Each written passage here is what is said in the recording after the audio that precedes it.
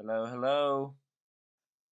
Hey, how are you? Good, how are you? I'm very good. Thank you. Happy to hear that. How's your weekend going? Okay. Very well. It's almost over now. I know, it's so That's the sad. best thing. And how about yours?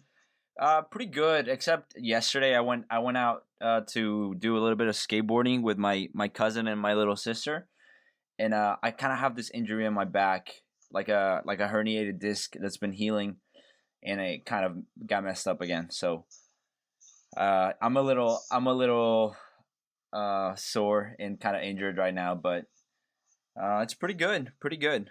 I've been taking a lot of notes. I have a lot of questions. If you want, we can get started and we can start chatting about trauma. Well, I've been thinking a lot about what we chatted about last time in terms of, in terms of a lot of things. And I think that because we were kind of inexperienced in the chat and what it was going to be, I felt like we were jumping around a lot of places. And I think it would be great from your perspective to talk foundationally maybe on this topic, this very important topic that is trauma, and how what it really is, what most people maybe think it is, and what role it plays, in our society or in our lives. Mm-hmm. I think that's a good start. Very good start. Um, I mean, if you take the term trauma, I assume most people will immediately think about war, rape, accidents, I don't know what else, like really big stuff Right. where people are almost dying and or are very hurt very much. So I think that's what most people associate. Perhaps there's also childhood abuse, um, and all these things are connected when you look in newspaper or in magazines, and that's what people talk about trauma. Mm-hmm. And that's true. That's trauma, and then there are diseases connected to these kinds of traumas, which, for example, is called PTSD, post-traumatic stress disorder. And that's a term for a bunch of symptoms that people can have that have experienced trauma. Okay, so it's not the trauma itself, but it's a disease after having experienced trauma. And then there is something also called CPTSD, complex PTSD, or complex post-traumatic stress disorder. That's when there's not only one, but several traumas. And there are certain criteria for diagnosing it, and that's what the medical profession does. And then there are certain ways of treatment. So that's all good, and that's what most people associate with trauma. The Institute for the Study of Peak States found out that there are also other traumas, types of traumas, smaller ones, the ones where, as a child, you got disappointed too many times, the ones where you tried to avoid skateboarding because you were afraid that you're going to hurt yourself. And these are not that big, and most people have coping mechanisms to deal with it. For example, with skateboarding, they just avoid it, or they create a rule. Skateboarding is for, I don't know, losers, or is for whatever. So they create a rule to simply exclude that part from their lives, so they feel better.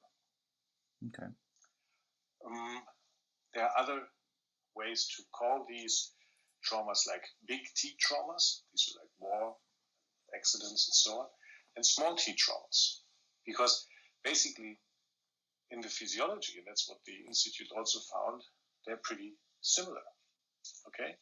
So there's a moment in the life where the body didn't have enough resources to deal with the situation. and something else had to happen, or the body had to die. So the body made something happen to not die, and this what happened is painful. And so basically, when we look at trauma, we don't differentiate because we don't want to judge. Oh, this was traumatic for you. Or, oh, you had these symptoms, so it's traumatic for you, and this was a trauma, and so on. We simply say, whenever one doesn't feel calm, peaceful, and emotionally light, they are currently triggered a trauma. And now, most people listening and most people in regular life don't actually know what calm, peaceful, and light means. Because most people go from one trauma to another trauma to another trauma, and that's when it's too much, what is called stress. Okay, so when I'm saying I'm stressed out, there's too much activation I can deal with. When there's just little activation, then we say something like, oh, yeah, I'm just hanging in there, I'm just somehow making it work. But when there's too much stress, people say they're stressed, or they basically afterwards are burned out or get a depression as an avoidance of the stress. Mm-hmm. So basically, to make it very simple and not needed to judge anything, whenever you don't feel calm, peaceful, and light, you're trauma. Some people know these feelings of calm, peaceful, and light, or what we call CPL, because they have had experience with a little bit of alcohol or a little bit of drugs, and that induced a similar state. It's not the same, but it's a similar state. But after having had a session with peak states or any other technique who really at the end gives you that CPL feeling, you will definitely know and understand what I mean. Yeah, I mean that's a great explanation. Thank you. And that last part kind of resonates with me to an extent because it when you talked about that, and when you talked about people, who maybe used alcohol or drugs, or before that, I want to say hi, Inka. You're welcome to speak at any time as well. We're glad that you're here. Hey, Inka. And just to get back, I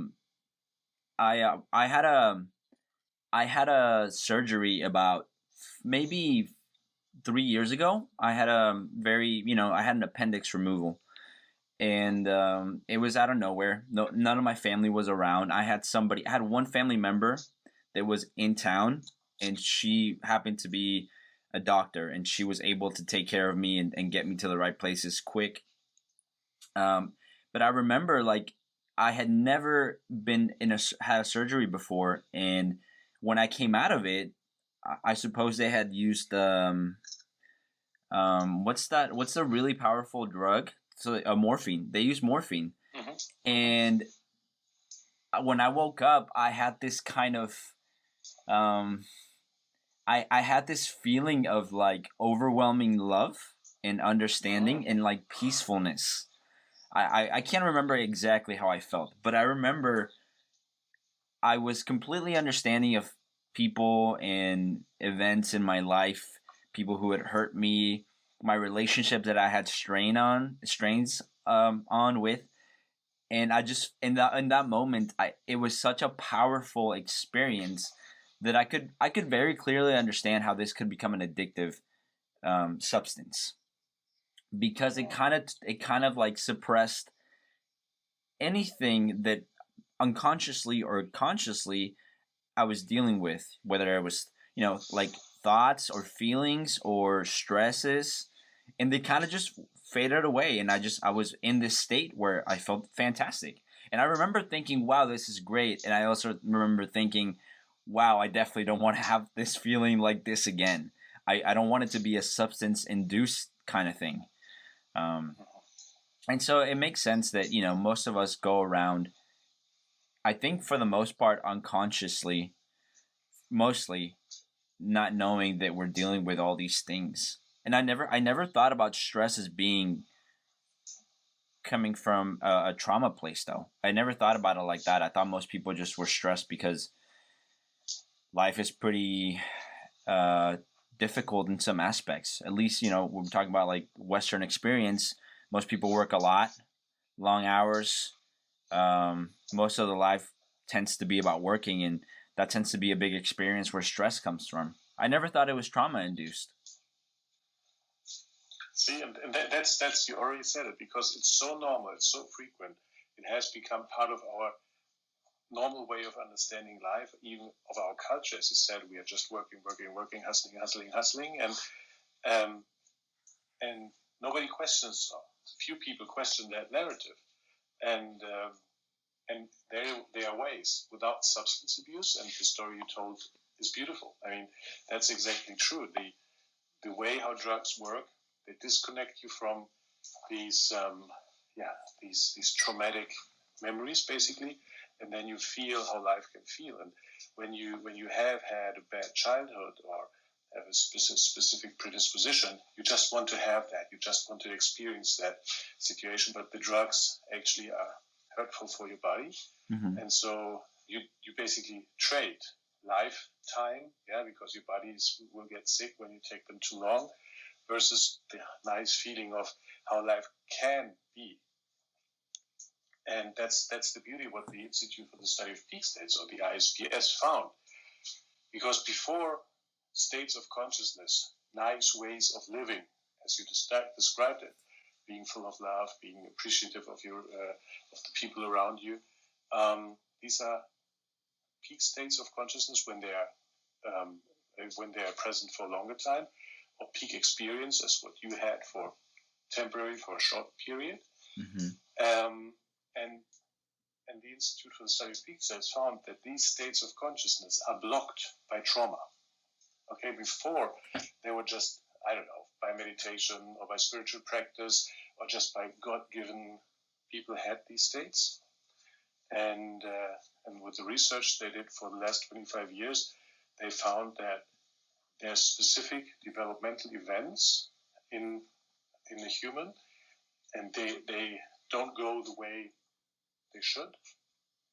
That means there's trauma, there's something broken, there's an injury, a small one. And these block these higher states of consciousness. So when you start working on these injuries, and basically you don't need a map, you just look at your daily life and what stresses you out or what feels heavy, and you use these techniques, and slowly and steadily you will resolve issues and then get closer to a feeling you're describing. I mean, this feeling you're describing is pretty awesome, but that's the path. Okay. Yeah, definitely not the drugs path. No. So you're talking about two main traumas. You're talking about what in the trauma community, in the trauma informed community, is described as big T and little t, right? Big traumas and little traumas, kind of one powerful event, and then little more insidious events that build up and create maybe unconscious thoughts, and as you said last time, or feelings, or unconscious ways of not feeling those initial feelings, because they at some point maybe thought they were related to death, or they were just too overwhelming, correct? Yes. So when we experience trauma, it's very overwhelming, and then there are certain protective or avoidance or mechanisms that the body has to basically compensate for that trauma. And one very frequently used one is avoidance. So I'm trying not to look, I'm trying not to go there where I get triggered. And if I do that many times, it basically becomes a habit, and the habit go into the subconscious mind. It's the same as the habit of walking. Usually you don't think much when you walk. Okay, you start thinking when you're running or when you're jumping, then you start thinking about it.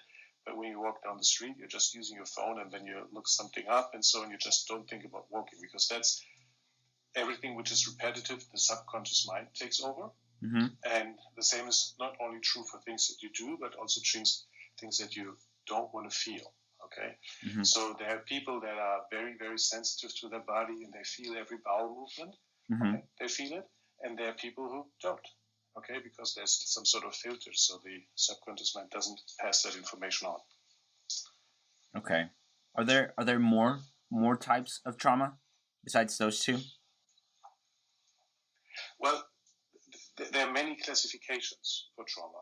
And in the ISBS world, we don't use big T and small t. I'm just using that for explaining that there's no misunderstanding between what you hear in the newspapers about trauma and what you hear talking from us when we talk about trauma. Of course.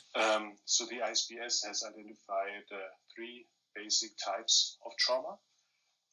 That's biographical trauma, it's generational trauma, and these are body associations where the body tries to learn and avoid certain things or get certain things. And that's what we in the Institute work with. Mm-hmm. And we have several techniques to resolve those kinds of traumas. So biographical and generational traumas. And body associations. Okay. I thought those 2 were also classified under body associations. Okay. So you got 3. You got yes. Biographical, generational, and body associations. Correct. What's the difference between them for in layman's terms, for people who just go about their daily lives and don't know why they feel, negative or stressed out or anxious or many of the things that kind of plague our common state of the world, so to speak. Yeah, that's the beauty. You don't necessarily, as a layman, don't need to understand about these different 3 types of traumas, because that's something your therapist will know, and the therapist will guide you through the process of resolving them. Mm-hmm. But there's one particular thing which is very peculiar. The generational trauma is something which actually feels very, very personal. Okay, and that's very hard to identify. So when I have a personal trait, I don't know. I've worked on so many, so I have. Can you tell me something which makes you, which you feel is really personal to you?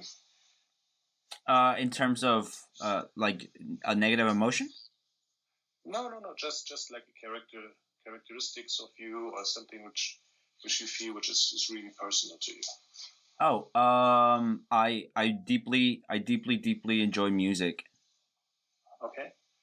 Well, I'm not going to tell you about that one though, because that is your livelihood. So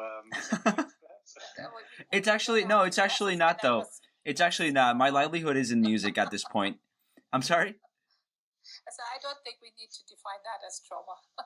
No. That Daniel was more going in the direction of is there something that is somewhat uncomfortable in your life, but it almost defines you? Oh, yeah, I think I feel comfortable speaking about this because I feel like this is a story in one way or another of most people, and that's family relationships. I feel like there's a lot of conflict internally in terms of how I feel about my immediate family. I love them, but I also feel in some ways disconnected from them emotionally. I don't know how else to put that. It's something I've only started noticing quite recently, to be honest. So if there's a sense to it that it's always been that way and it's who you are, then chances are high that this would be the generational type trauma.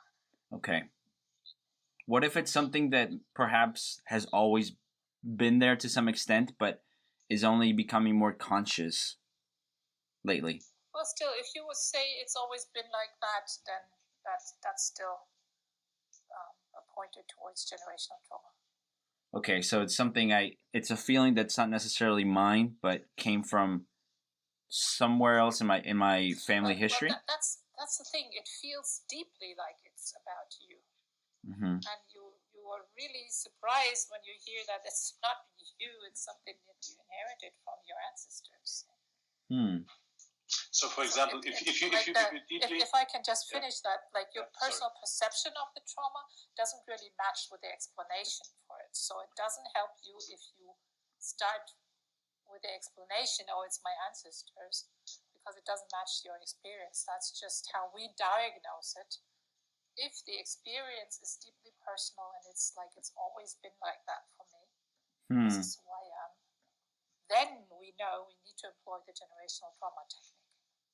Wow. Okay. So I can give you an example, perhaps a relatable example. When you feel uncomfortable having strangers at your house, okay, if that would be a trait that you have, and you say, yeah, but no, they really have to be good friends before I invite them home.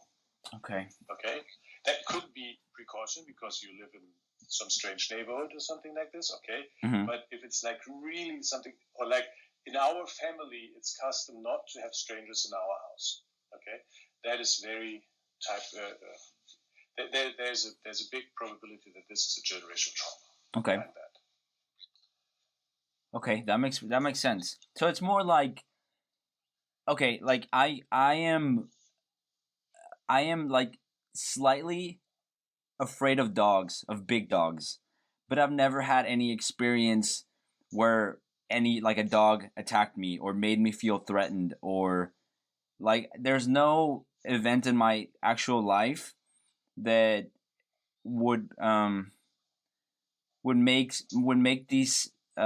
that fear like logical. And so I think that's a good example of what you guys are talking about. I always feel like there's no reason for me to be afraid of big dogs. Yeah, that could be generational trauma. Correct. Okay. Very good. Very good. Mm-hmm. And so I think most people understand biographical trauma, like things that have happened in their lives, whether they're big T or little t, just to kind of, maybe correct me if I'm wrong. I think most people aren't that aware of generational trauma, and even more what how powerful that is, how powerfully that affects their lives in relation to biographical trauma. But even more important, I guess I'm not sure what body associations are then. Let's just go with the biographical first. There's one thing. So biographical trauma, as you said, has to do within my life, but my life started earlier than what we usually think. So the life usually starts with birth, but we know that there's already development in utero. So when you're in your mom, basically, and we know in medicine that the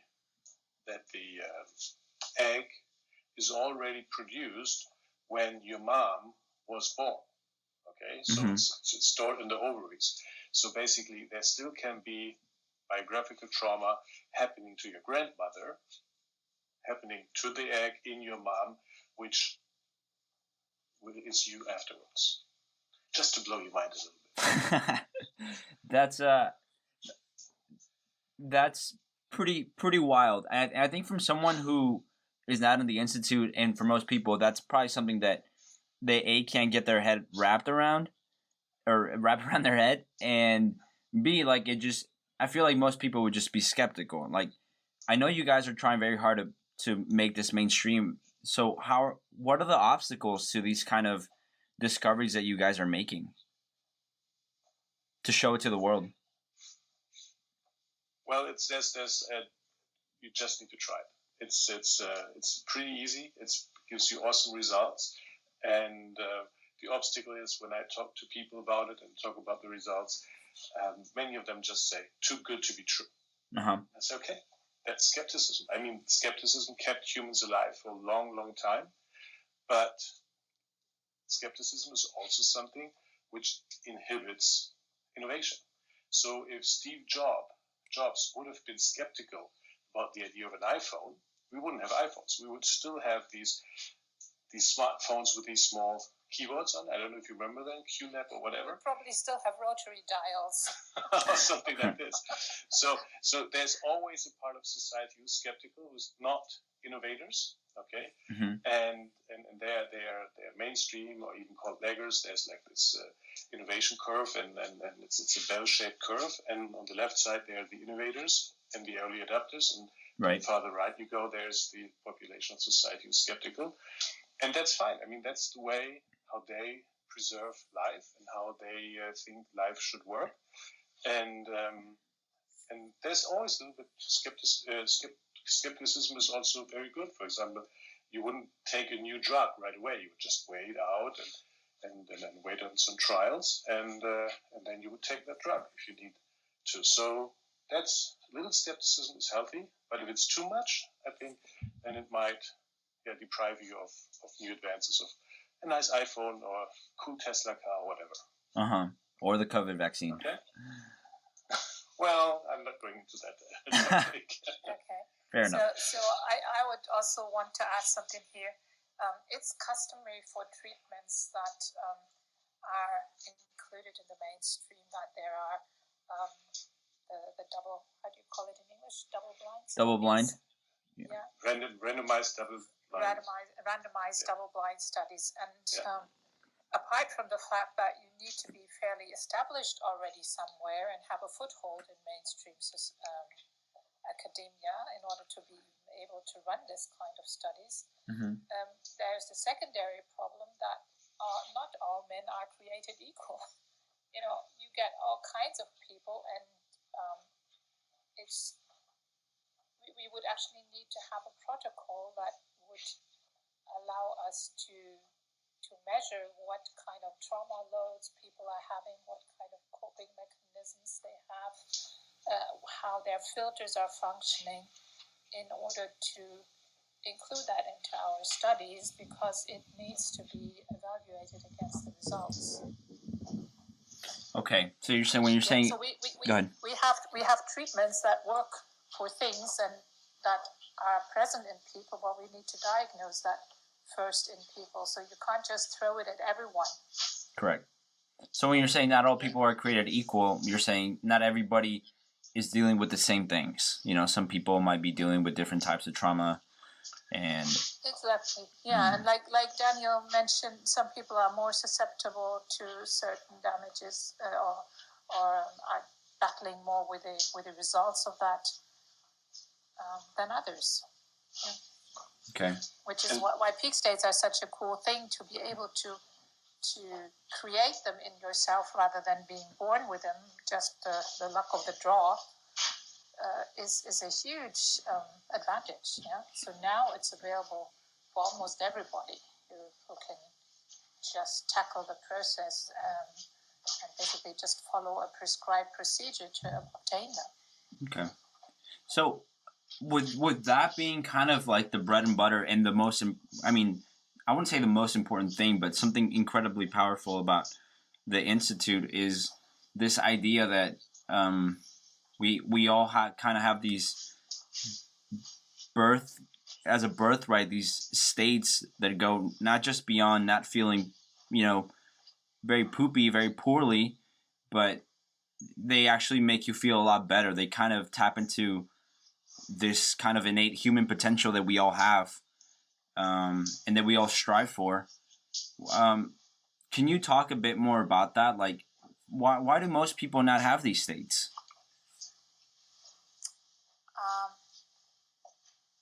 Well, it's kind of hard to pinpoint. Essentially, from the model, we know that there are developmental events in utero for most part that need to go in a certain way, and they were not completed optimally. Okay. And that means you still come out of the womb alive somehow, but you have less potential. Not potential. How do you say? You can live less of what was there to be achieved in the first place.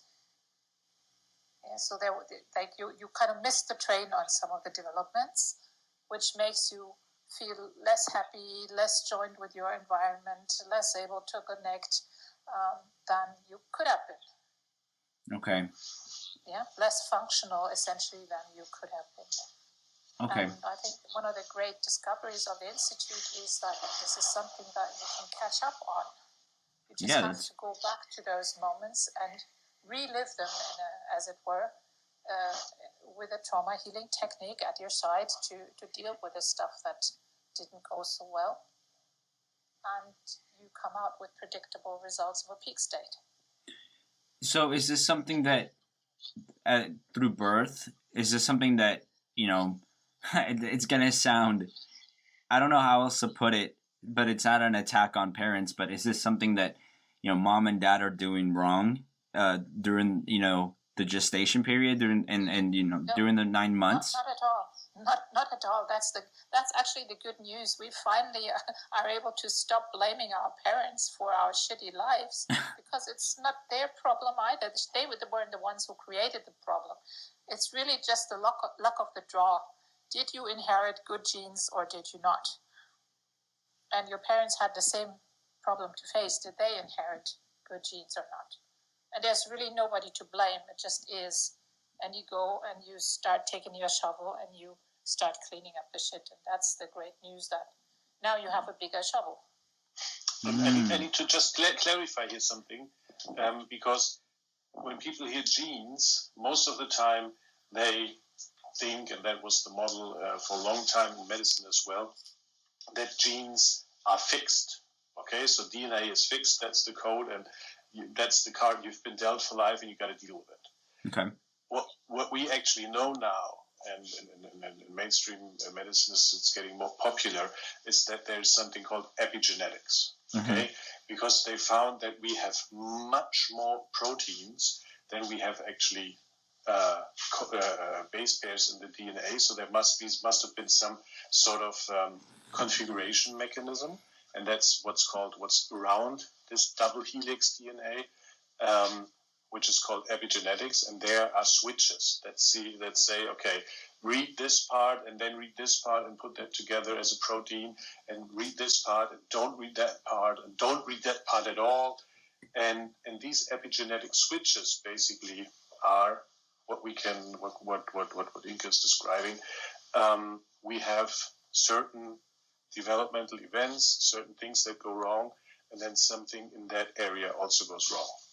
Okay, and we believe that with these trauma healing techniques that we use, that there's also an epigenetic change, and so that you're basically not a victim to the genes you've been dealt, but through the healing mechanisms, if has been something wrong, you can correct it. Okay. So that's actually very awesome because you're not a victim to the genes. Yeah. Okay? But you have to do some work to change it. So that's what I mean with a bigger shovel. Yeah, you get a chance to change the epigenetic damage and have the gene expression that is beneficial in your life.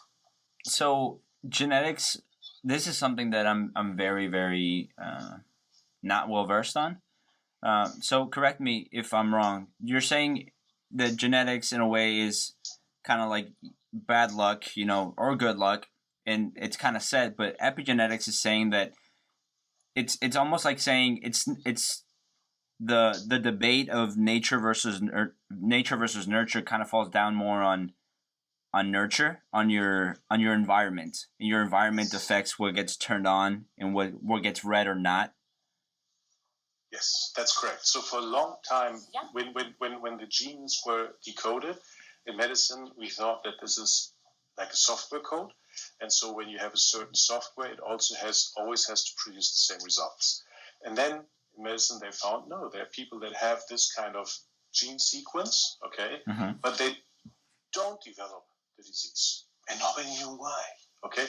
And even celebrities went ahead and took off their breasts because they had a certain sequence, but there's just a chance that you get the disease with a certain sequence. And exactly that chance is because there's something on top, the epigenetics, which might switch on that gene or leave it switched off. Okay, so in medicine there were just a few diseases where when you were able to identify a gene sequence, you could say, okay, this person will get a disease. Okay, for example, I think it's with Huntington's disease, that's one of those.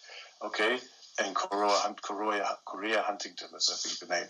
Okay, but all other diseases that have genetic markers, you don't necessarily need to get it because there's something on top, which is the epigenetic, and this is basically telling your body to express it or not express it, and therefore the body can develop a cancer, it cannot develop the cancer.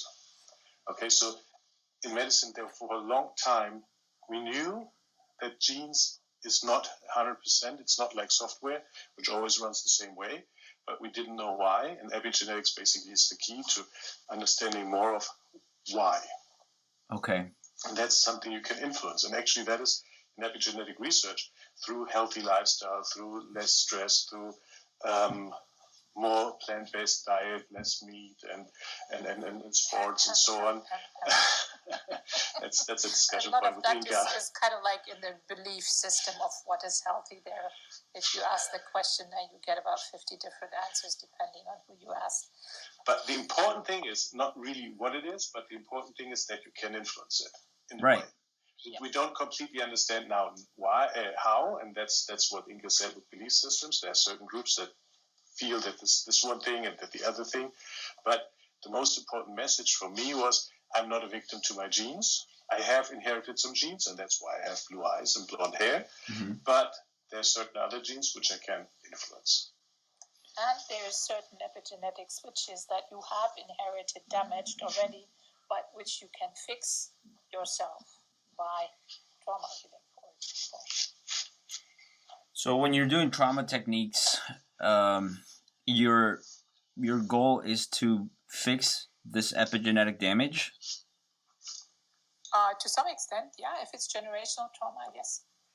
So we believe that this is fixing the epigenetics. We do not have proof, okay? We just have a certain idea and certain results of certain tests we've done, but we don't have the 100% proof that we had somebody took their DNA before and analyzed the epigenetics, did some trauma healing and took it after, which would basically prove that. We don't have the kind of money to prove that right now. We do have some indications, though, that if one person in the among siblings starts doing this kind of work, suddenly things shift also for the other siblings. Suddenly what? I'm sorry. Like if for example, if one person among siblings starts doing a lot of trauma healing, and starts doing repair processes, maybe Ptsd processes, etc., life gets easier for the other siblings as well. Oh, wow. That's an effect that we have observed, and that indicates that there must be some kind of epigenetic effect there. Why? Why would that be a connection? Good question. I think we're getting now really more in the realm of what needs more research. I can just tell you what we have observed. There is the theory that a bit similar like with the constellation field that Hellinger's work is using, that there's probably a similar field that transmits the effect of the repairs in one person to all the other people that would have been affected by the same genetic switch. I know this is a bit far out, and it's really, really a research hypothesis, but our observations at least corroborate that idea. Okay. So what do you guys need? What's the missing link to be able to test these hypotheses? Just the knowledge isn't out there yet. There's not enough info or ways to test it. Well, with current medical testing, you could test a lot, but you need a lab, you need staff, and you need a lot of money to finance that. That makes sense. And much time, because you're going to fail. Science is always failing, and then you get it right. Right. Yeah. Okay. So that's that's good to know, and thank you for the what's the word? Just for being so candid and explaining, what you guys know, what you guys theorize, what you guys have figured out, and what you're hypothesizing. That's great. I mean, I think it gives a lot of validity to the fact that this is a new model, that it's growing, and that it's, to people who are skeptical, and I think most people would be to some extent, because you're taking what is known and not necessarily known by everybody in trauma models, and then taking it even a step further than what most people already know. So that's great. There's something that I've been thinking about since last time we talked, and I wanted to bring up. Well, there's quite a few things, but I don't know which one to start with. So I'll just go with my gut, which is saying, why do most people have so much? Why is it so difficult to heal trauma? Why is it so new the fields that we are seeing that are trying to tackle just PTSD by itself, and then more, there's actually not a lot of fields that are trying to or that are able to tackle generational trauma or even complex PTSD. So why is it so difficult for most of us to just, I don't know, just sit down or just go about our day and then just remember something that happened to us and just let it all out or let it go? Oh, that's. Thank you very much for that question. I mean, that's. I have an example to answer that question. So I think everybody knows when you're learning to ride a bicycle that, and especially if you're learning it as a kid, you will fall down. And what's the thing that parents instinctively, or because they have experienced by themselves, or because other people told them, what would they do when their kid falls down? To get back up? Exactly, to get back up. Because this falling down is sort of a trauma. It's actually a physical trauma in that moment. And perhaps there's some reason behind it. I don't want to philosophize there, but the thing is, we get back up. And then the kid has a bad experience and collects many, many good experiences. Mm-hmm. Okay? So even though that moment was traumatic for the kid learns that's not a big deal.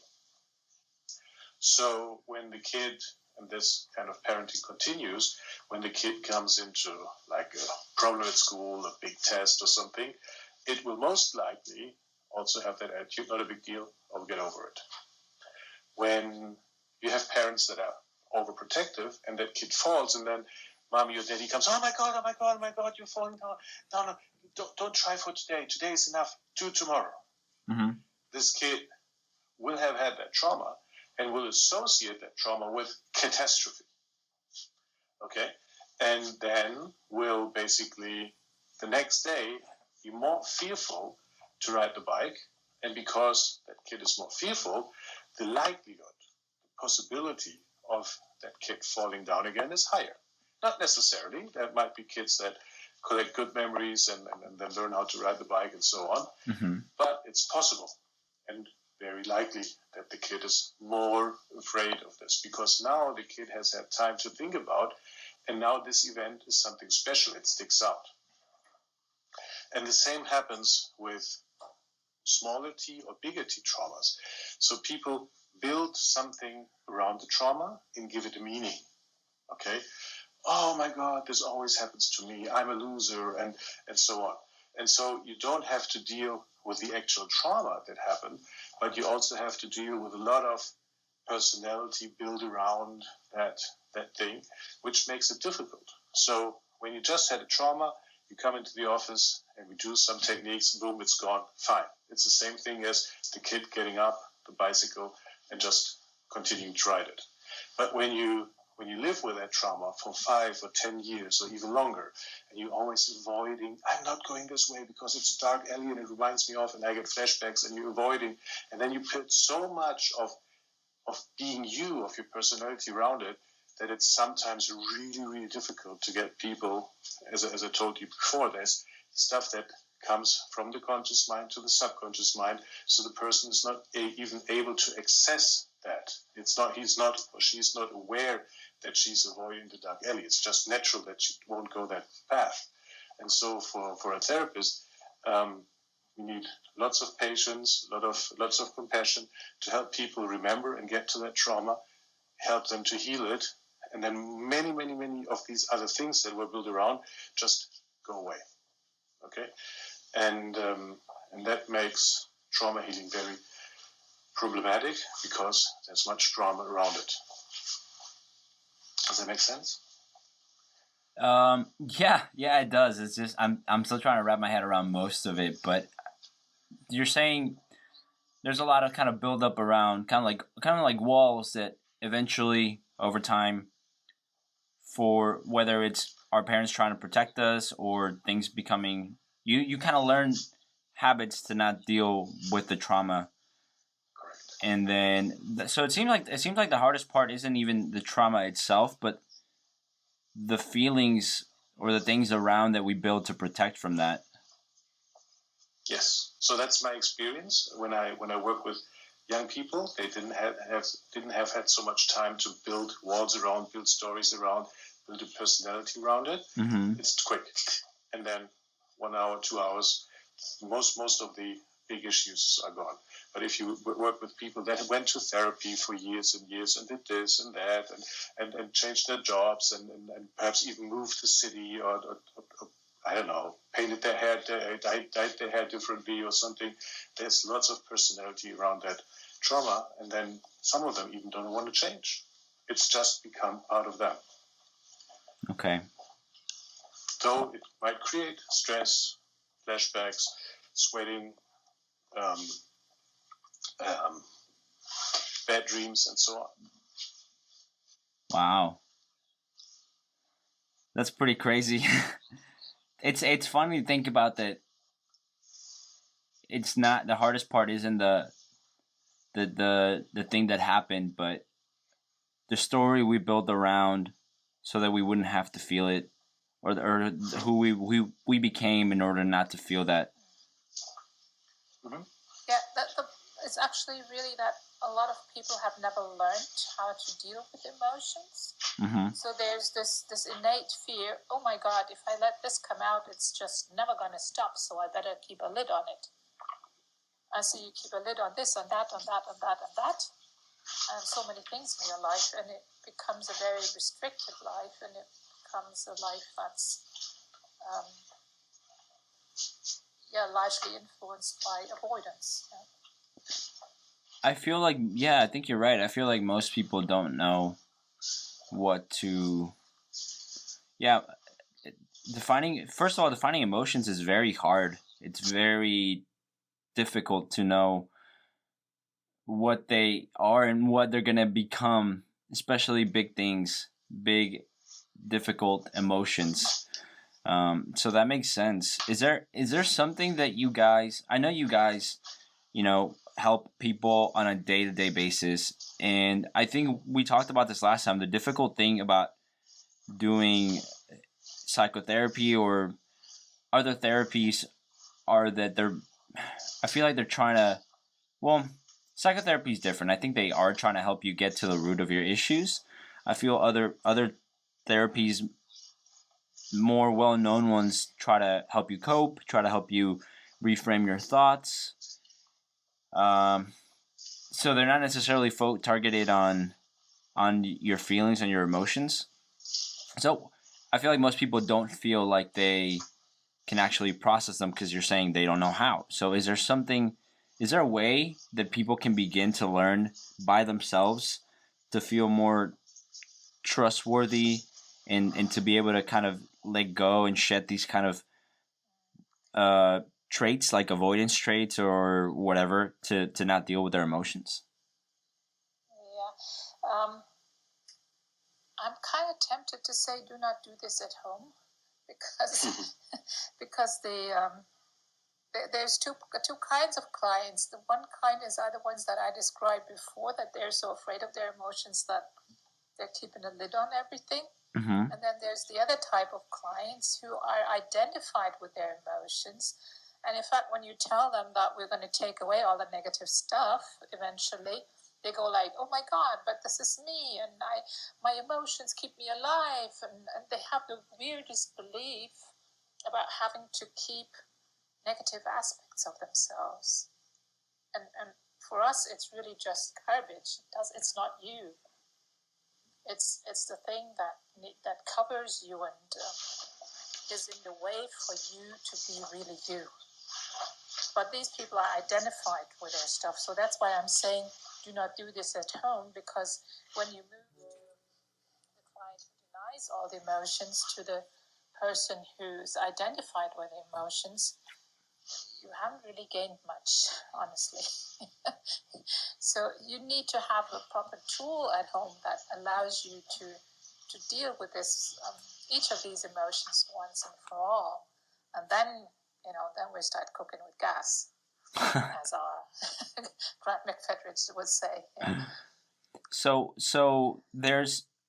you're saying that for somebody who's maybe had a life where they either avoided or that used mechanisms to not deal with their issues, which is, I think, quite a lot of people.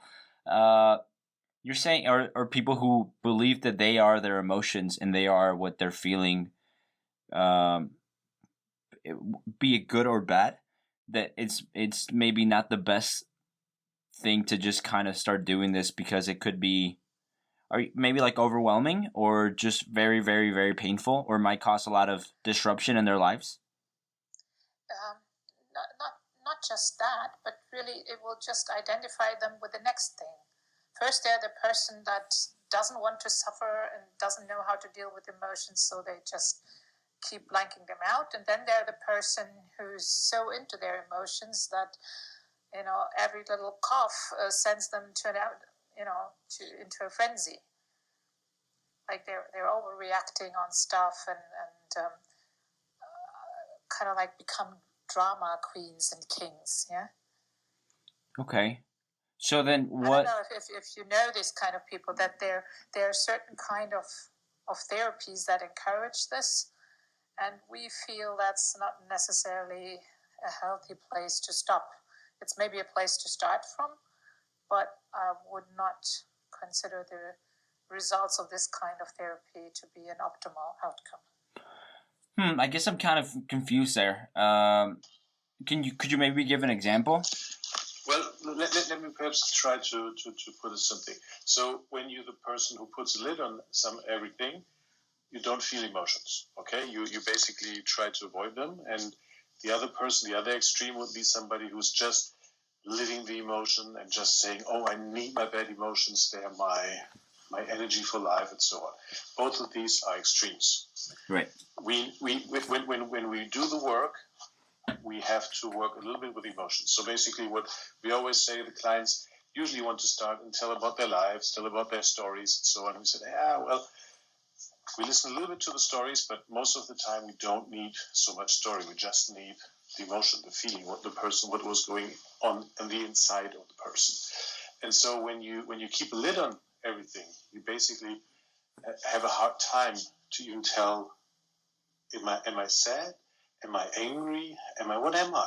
Okay, that's typical also for male. Okay, we learn to not feel our emotions. Correct. And to avoid them. So from this position, we need to move a little bit to, okay, they're emotions, I can feel them, they're not too dangerous, and I have tools to deal with them, but not overly to this drama queen area where you just live for your emotions. You just move a little bit and you say, okay, I can feel them, and now we can work with them.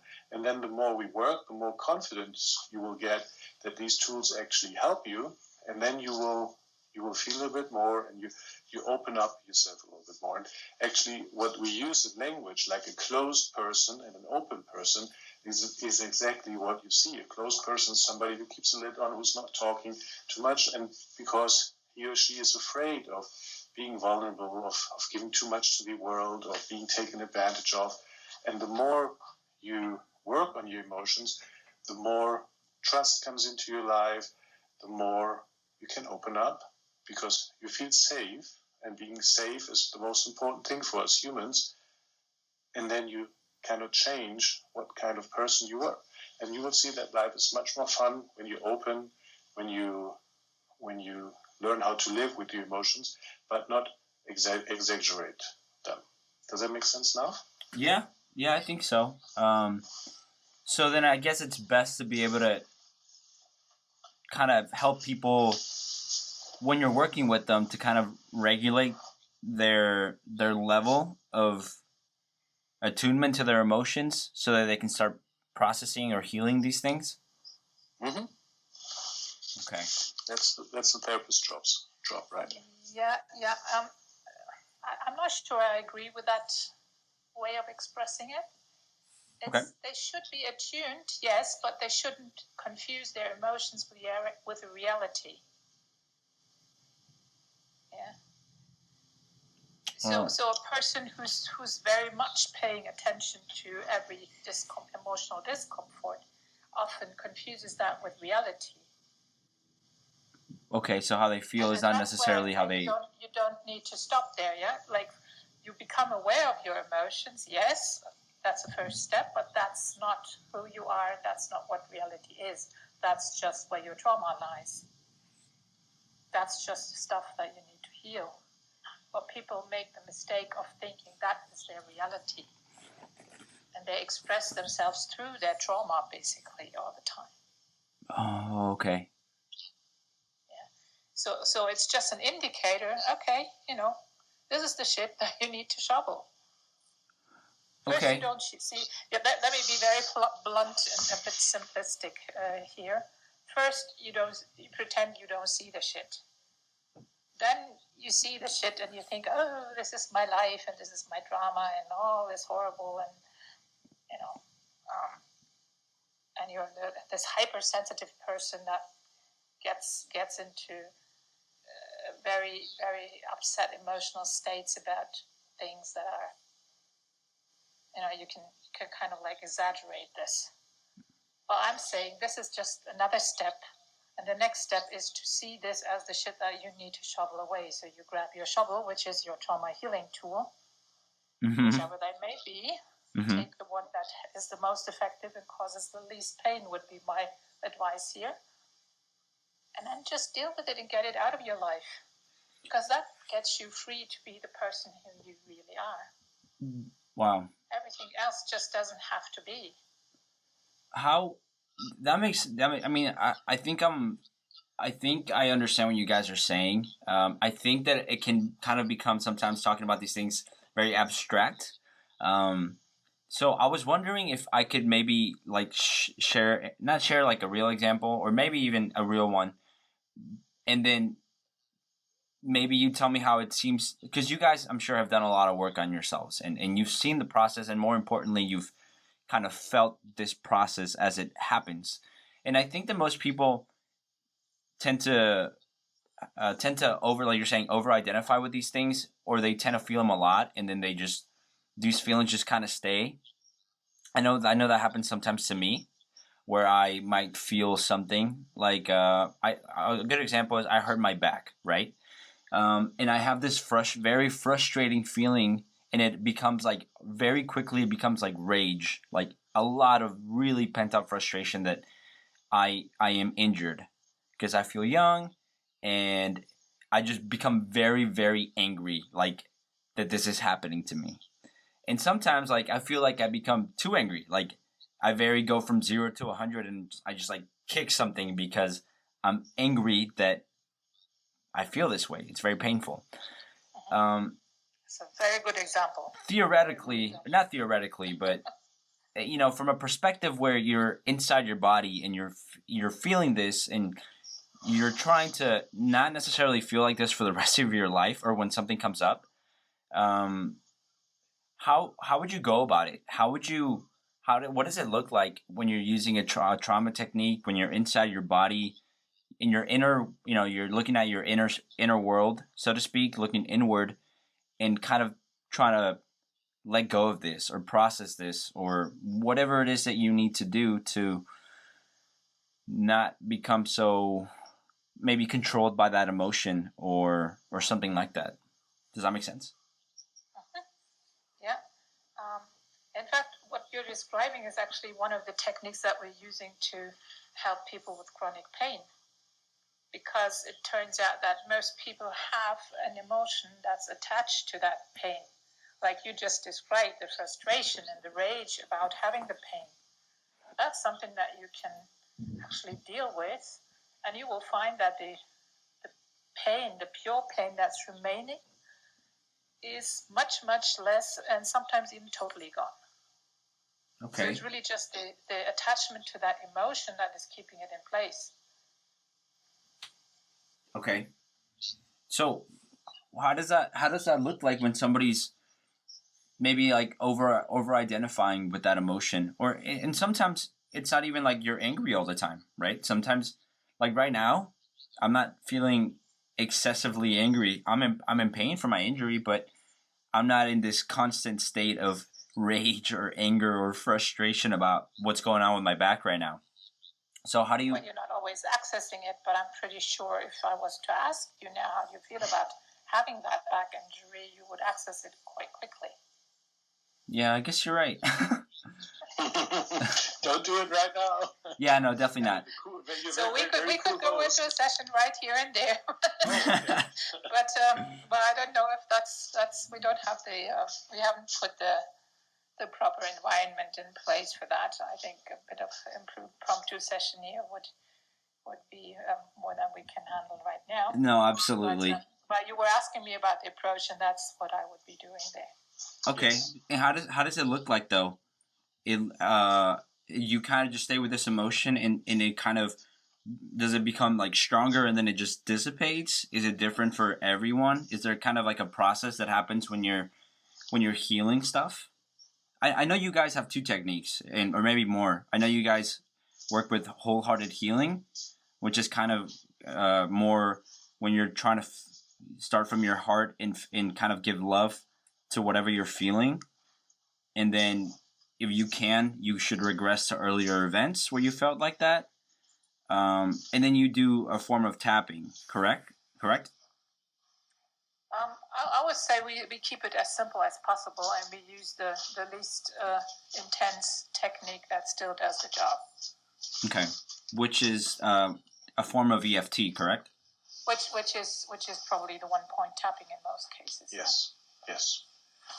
Okay. So yeah, we keep it as simple, and if there's a need to make it more complicated, then we have different kinds of set of tools to go deeper and heal that trauma. So it's not just one technique we apply for everything, but it's like that's what the trainers train the therapist to actually very closely observe the client and then basically pull the right tool out of the toolbox and then solve their problem. Okay. Okay. Yeah. Okay, that makes sense. There was thank you for that, by the way. Thank you for that information, for answering that. So, but may I add to your example? But for example, in the example you gave us with the rage and the frustration, with the pain, we wouldn't actually need to know everything, what you did, to which doctor you went, and so on. Everything. We might want to go to the first moment when you experienced that pain, and we talk a little bit about that. But we don't need to know your whole personal history of pain or what you did. There's slight things we might need to come back, but we would work with that emotion of rage and frustration first. Okay. And that's so interesting. I mean, for me, that I feel like I can one thing that I've noticed kind of doing just meditation and kind of learning through. I've been reading the book on wholehearted healing, and I read the book on what is it, TIR, trauma incident reduction, and the idea of just I'll have a feeling and I'll just try to think about how it felt, if I've ever felt like that before, and sometimes that's very difficult. That's one thing that I find very difficult, but it is very interesting that you guys have developed these kinds of just visual techniques, and they're so powerful. It's incredibly interesting. But that's good to know. I mean, I feel like some of this stuff seems like it's more important to discuss on a one-on-one with a therapist rather than just talk about willy-nilly out in the open. But thank you for explaining a bit more on that. There's one thing I've been thinking about since Inka mentioned it last, and I think that's probably what most people tend to.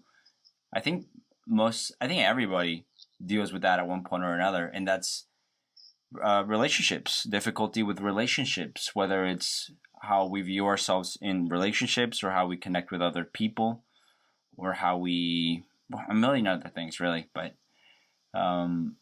I'm curious to how, relationships and trauma are connected, and does trauma play a role in our relationships, and if so, how do they play a role? Inga, that's your topic.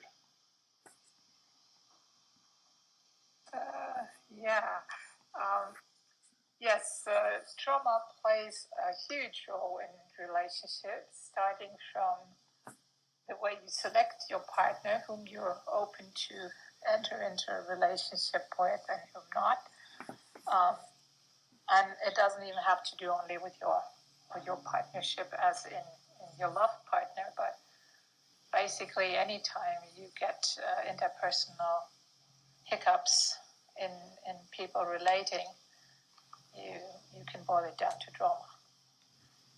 In what sense? There's the kind of trauma that is complementary, like there's a trauma in one person and there's a trauma in the other person, and they happen to fit together so perfectly that one trauma triggers the other trauma permanently back and forth.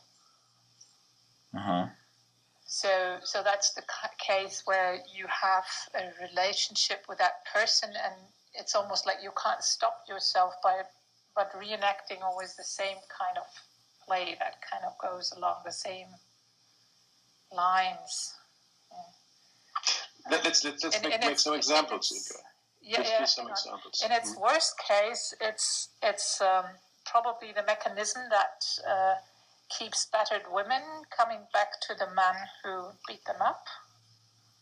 Like there's no logical explanation for it. Why would you go back into a relationship where the guy has already been, well, it doesn't have to be the man necessarily, even though typically it is, but where your partner has been beating you? Obviously, that's not a healthy relationship. Why do you have to go back to that? That's the kind of trauma that's at the bottom of this. But you can have less traumatic versions of it with almost anybody. It's a very typical way of relating. Yeah. Trying to find an example. The classical one, I need someone. I can't live alone, I need someone. And the other person has a trauma that says, I need someone to need me. I need people to need me. Okay. And can you see how those two would click together and enter into a relationship where that being needed and having the need to have somebody take care of you is at the core of the relationship? Yeah, it's a very dependent form of relationship. Yeah, and it happens a lot.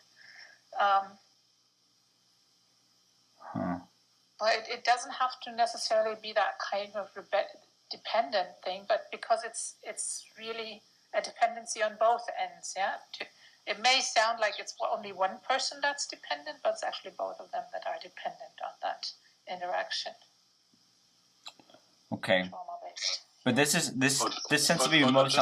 Go ahead. Just your choice of partners. Why do you like blondes or brunettes or blue-eyed or green-eyed?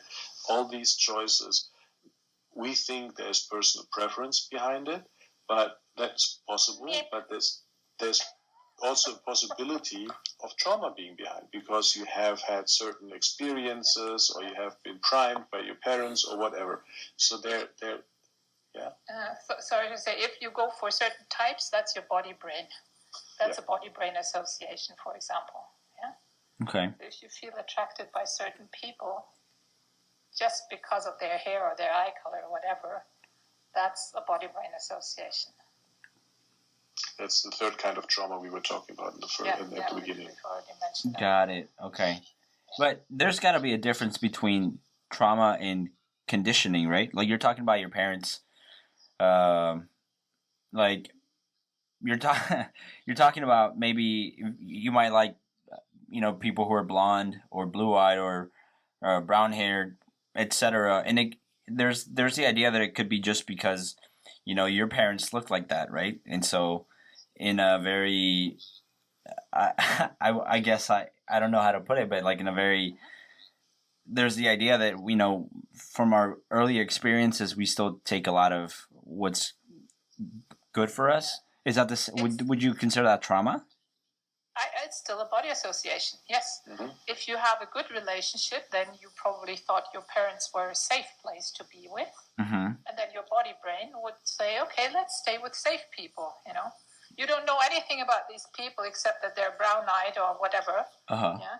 But your body brain thinks that's safe people and lets you choose that person on grounds that are really not real, because you don't know anything about that person except their eye color. Yeah. Okay. Okay. I think we need to do a little bit of explaining, because Inka used the term body brain, and I'm not sure that we introduced that already. I was going to come to that. Okay. So we've talked about body-brain association, and then guess what? The body brain, which is the body consciousness, the part of you that has survival at its core, and drives your automatic body functions, among other things. It makes the kind of associations: what is safe for me to survive and what is not safe for me to survive. Yeah. So if you had a bad relationship with your parents, you would definitely not go for your brown-eyed parent type partner, but you would select anything but. Yeah. Okay, that makes sense. Yeah? So if your parents are not safe, you will not go for the parent type partner. If your parents are safe for you, you will go for your parent type partner, as long as you haven't consciously dealt with that association. And the thing is, the body brain is part of the subconscious mind, and what you think is safe, what you consciously think is safe, is not necessarily the opinion of the body brain. The subconscious, yeah. Yes, exactly. So it could be that you find that your parents are not safe, and that is actually happening very, very often, and then you recreate that kind of relationship again in your life. And then later, if you look back, you say, oh, I tried to avoid that so hard, but it happened to me as well. And that is because your subconscious mind says, no, I know that from birth, and birth is good, and childhood good, safe, and I do the same thing. And I find the same thing, and it's very subtle. There's just like this, I'm going this way, and then basically your subconscious mind pushes you the one way, even though you consciously try to avoid it. Okay. So there's good body associations and bad body associations that could potentially be worked through. But ultimately, with that, so then, who are you actually attracted to? I mean, it seems like these things are, like, for an example of a positive body association, which is what it sounds like. If you were to kind of work through that or heal that, who would you be attracted to? Anything that is attraction that is not based on similar interests, similar goals, I would tend to say is probably trauma-based, because you need to give yourself a chance to get to know the person, to know if they are attracted. If attraction happens without knowing anything about the person, it's trauma. Yes. So when you see a person, you say, oh, that's going to be my future husband or wife, then you possibly are just a victim of your traumas. But when you go and you talk, and after 1 week, after 2 weeks, you really bond and so on, that might be a healthy relationship. And the interesting thing is, the ISPS says that because the body brain, part of the subconscious mind, always wants to go the safe route, and what it determines safe is not necessarily safe. And then there's a psychologist called Jeffrey Young who invented schema therapy, and he published a book called Reinventing Your Life. Mm-hmm. It's a very, very good book, and there he talks about schemas, about patterns, about behavioral patterns, and which has also to do with trauma, how they form and so on. And he's not going into that path, but from our perspective it has to do with traumas. But he also says if you find chemistry between two partners. Chemistry is always dangerous, he says, more or less, quoting now freely, because chemistry means that the schemas or the behavioral patterns, and as we know, underlying traumas, are interacting. So these kinds of relationships, he doesn't say doomed, but I'm over-exaggerating now, they are basically doomed, okay? Because once one person changes the trauma or heals the trauma, there's no attraction, and just because the attraction was keeping them together, everything falls apart. So his recommendation actually is go with someone where you don't feel chemistry. Okay, and that's something very similar as we would say if you don't want to have a conditioned or trauma-based relationship, work through your traumas, get to know that person, see if you have the same interest and if you like each other, but not with chemistry, but with something else. Okay. So it's more about... Guys, I lost you there. Pretty boring, I know. Pretty boring, but that's that's basically... So date someone you're not interested in. Got it. Not interested where you don't have chemistry. Got it. As attraction before, yeah. Okay. That's an interesting topic. That's that's wild. That's very, very wild. Because I feel like most people, including myself, like I feel like it's such a broad topic. I'm sure there's like, I feel like most people would want to argue with not everything, but at least some aspects of that. But it makes sense, and I think the idea of body association is something that, like, would you say body association? When I think about that, it would be the reptilian brain, right? Our earliest brain, in what we know of like triune brain theory. I tend to think about it like a good story would be when I went to this restaurant once that had great quesadillas, and I had it once, and then the next day I got very sick, and I was very nauseous, and my body basically, I got food poisoning from it. I'm better, and then a few days later, somebody reminds me of that quesadilla from that place. And suddenly I have like this really nauseous reaction to it. And whenever I think about that place, or whenever I think about that quesadilla, I get really nauseous. Is that what you're calling body association?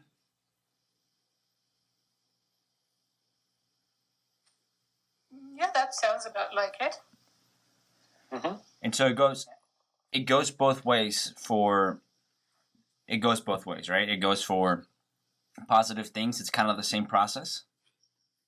I just want to clear up something. There's you coined this term positive body association. It's not quite that, because at least in its outcome, yeah, you can have the body brain trying to avoid something because it's not safe, and trying to be attracted to something because it is safe. Both of it can be dysfunctional.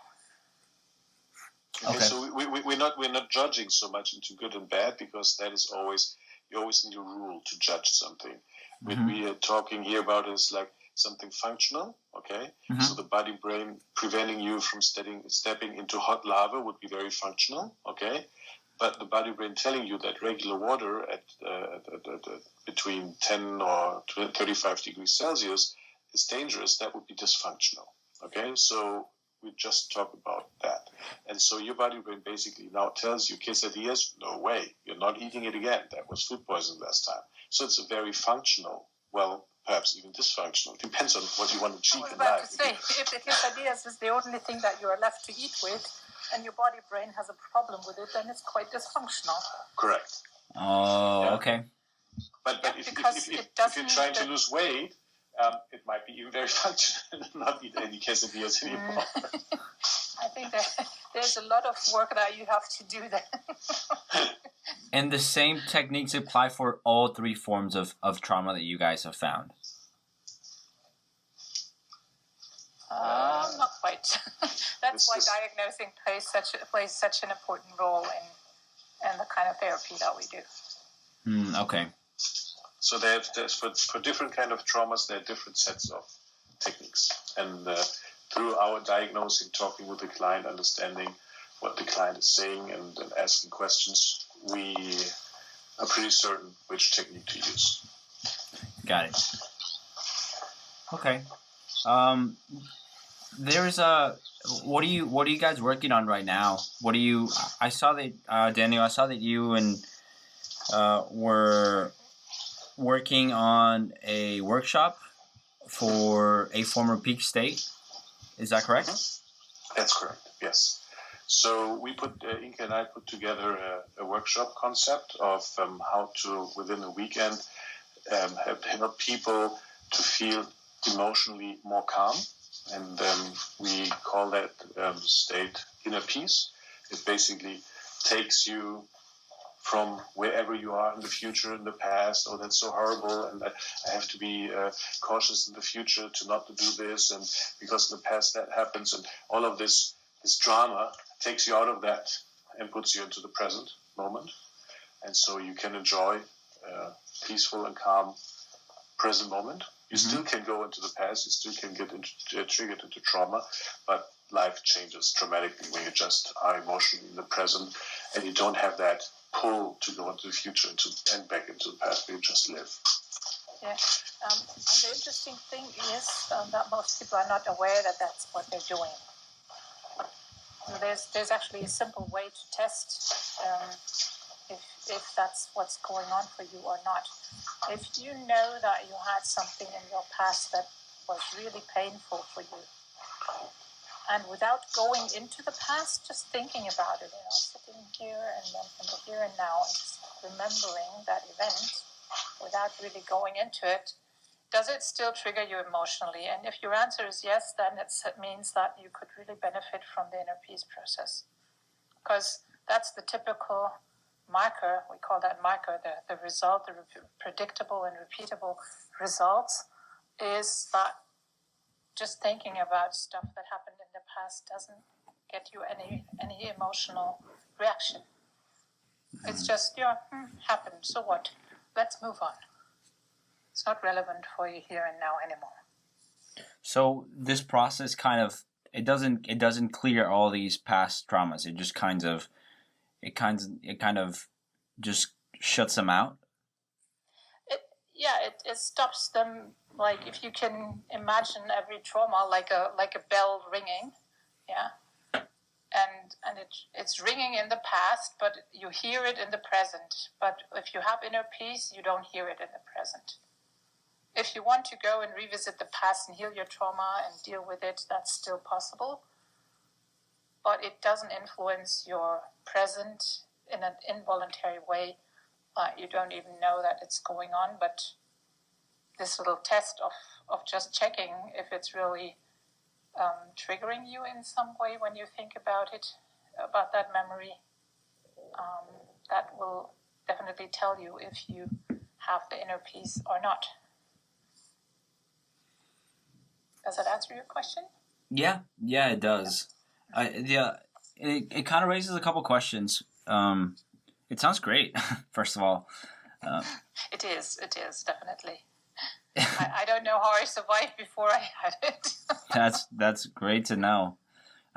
My question is though, you think about what is established in the trauma-informed community, and it brings to mind the A study, and essentially, the more traumas we have, the more, especially in childhood, the more we're likely to, in the future, kind of have some form of emotional crisis or mental issue, whether it's anxiety, depression, a host of things. And it seems, and correct me if I'm wrong, that at least this is how I think about it, that, and I'm sure you guys to a large extent, but I'm sure you guys know more, I would say that a lot of what we call mental illness right now is some form of expression of trauma. So when you're talking about the inner healing process and this workshop you're doing, if you guys work with people on these issues one by one, if somebody were to do the inner peace process, why wouldn't they just do that rather than go one at a time through every single trauma? Does that make sense?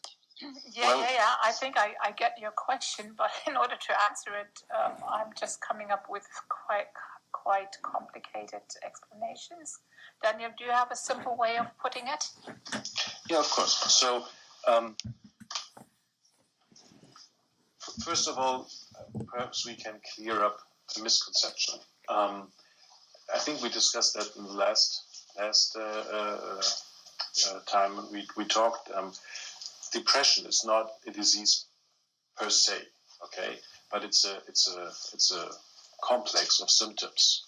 And there are certain reasons why depression can happen, identified in medical studies and so on, but it's not like a broken bone where there's one thing, there's a bone broken, okay? There can be many, many things.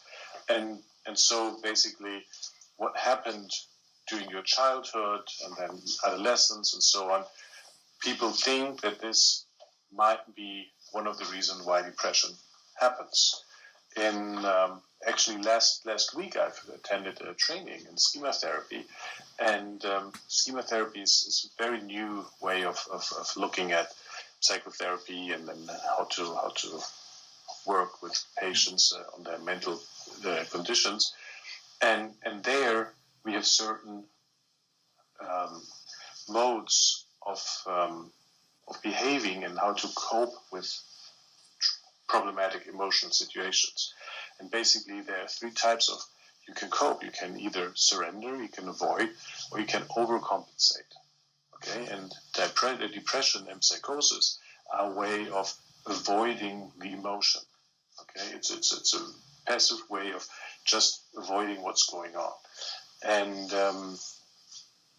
so when we look at the whole field, when you collected lots of, and Inka used the word shit to explain working. If we collected a lot of emotional issues, it's very hard to turn them off one by one, though they might be very pressing. And the nice thing for the inner peace is that we basically switch off their impact in the now.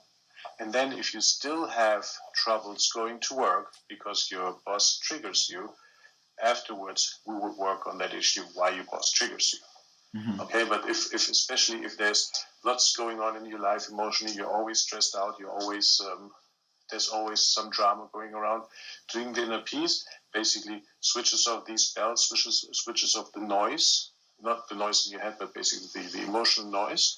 And then we look at your life and you say, okay, what's complicated? Oh, I'm afraid to drive the car, but I need to drive the car to get to work. Okay, so we work on that single issue, why you cannot drive the car. Or I have to climb up cell phone towers, and because I fell down, I'm afraid of doing it. Okay, so we work on this issue, and it's much more relaxing to do it this way than to slowly and progressively work every day on the trauma, and then you might get fed up. So I don't believe that there's like someone who has less or more traumas. I think there's just people who have had to deal with a lot of emotional issues and they're aware of it, and others just found ways to cope with it, and these coping strategies still work, but eventually will fail, and then there will be some sort of mental issue, some crisis coming up. I hope that makes sense now. It was a little complicated as well.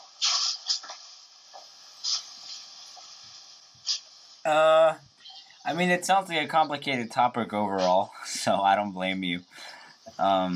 It does. I mean, I think it sheds some light on it.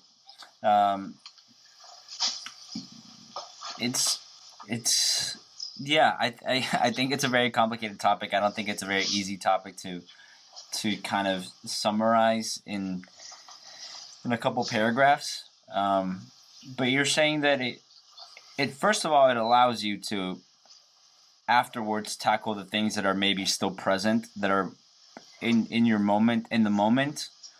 I guess the one thing I wasn't, the reason I'm kind of stuck in my own like words right now is because I feel like I still don't feel completely clear on the idea of what we would call quote unquote, mental illness, or people. For example, you were mentioning depression. So if you're saying that depression is not necessarily like one trauma, but it's a host, a constellation of a lot of things that kind of happen. And so it can be, yes. It can be. So it can be just one trauma. It could be that somebody gets depressed and they come and we just talk, and by talking we understand what kind of trauma is. We do apply the right technique, boom, and then this person's depression is gone. Could be. Okay, because depression is a reaction to an emotional state that the person has. And if that emotional state was just created by one big trauma, small trauma, one trauma that was triggered every minute, every hour, then that might be true. But it's also possible that there's a person who is like a rock, okay, and that person had so many things going on in their lives, and they dealt with everything. And then there's this tiny thing that happens, divorce or kid runs off with another kid or whatever, okay?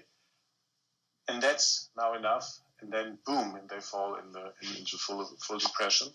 And then obviously just healing that last one wouldn't get them out. So there's more work to be done.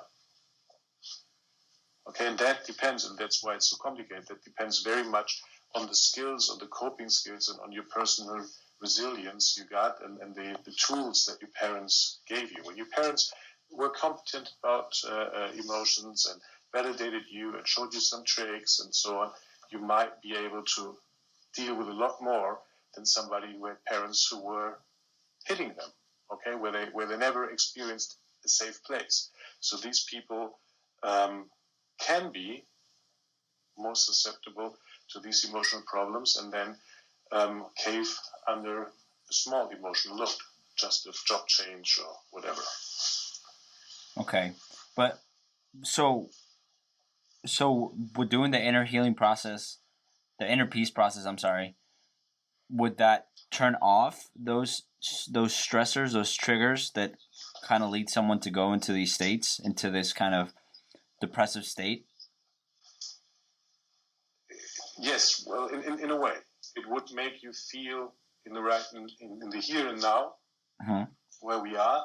You would not necessarily need to be reminded of these things. Okay, so when you have a person who has depression just because of one trauma, and somebody who has because of 50 traumas, and both of them would do the inner peace, basically both of them might, and it's a might, that it's a very individual case, might just by doing this process feel a huge symptom relief and not necessarily classify it as depressed anymore, because they don't have they don't feel their baggage anymore. Still, if that person with the 50 traumas being for the depression, that person might get triggered more easily because, well, it's just there's 49 times more possibility for being triggered.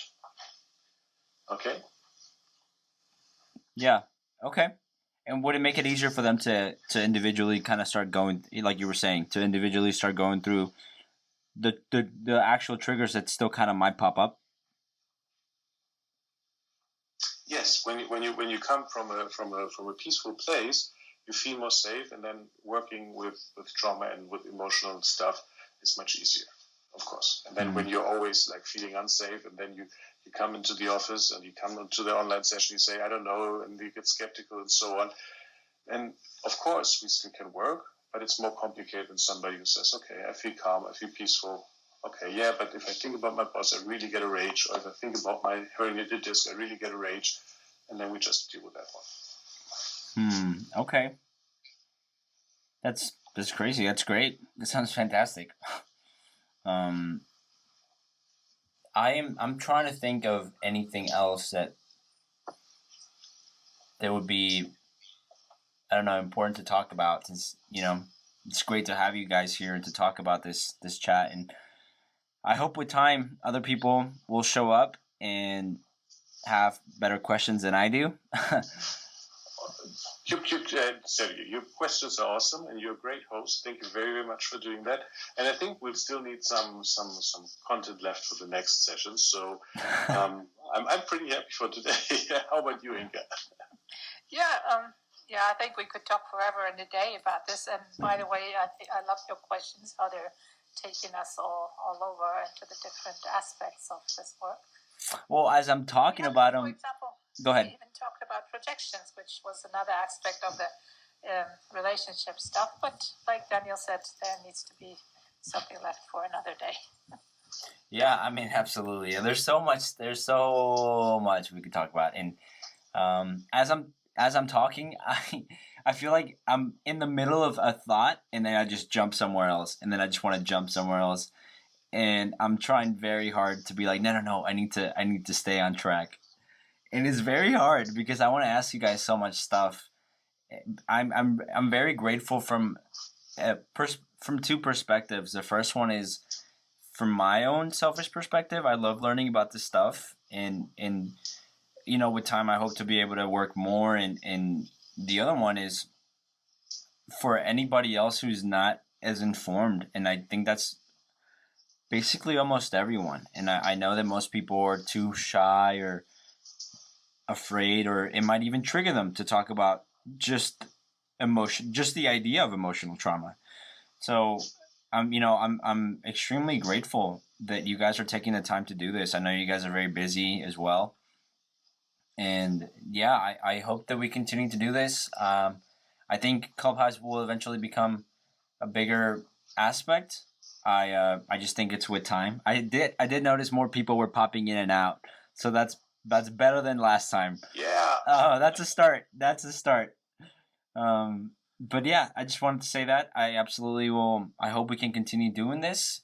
Please give me as many questions or things you would like to talk about that you think people would be interested in. And I hope that that for this workshop that you guys have coming up, it goes well, and that a lot of people, including yourselves, benefit from it. Thank you very much. Yes, I would love to continue as well, and please keep up your good questions and your lovely moderation. I love that. So thank you very much. Of course. Well, I guess with that, we can conclude, and yeah, I hope we talk soon, guys. Hope you have a good weekend. You too. A good remaining weekend. Thank you. Have a good Bye-bye. night. Have a Good lovely Sunday afternoon, I guess. Yes. Correct. Okay.